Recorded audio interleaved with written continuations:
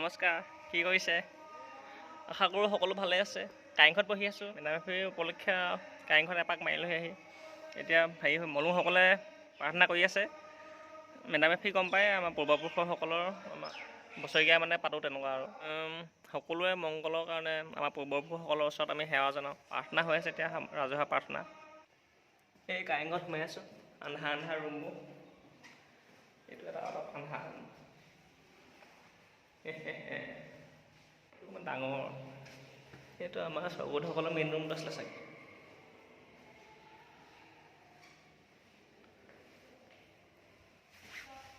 কেনেকুৱা ধুনীয়া কাৰেংঘৰটো দেখিছেনে?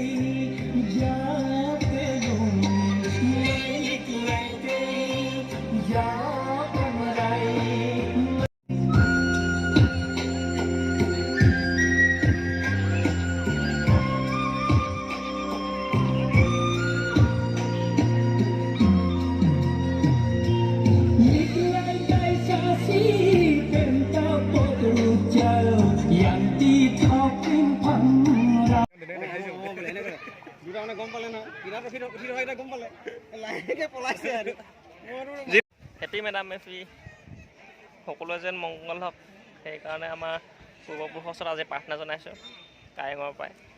গোটেই ৰাজ্যবাসী আৰু অসমবাসী যেন মংগল হওক।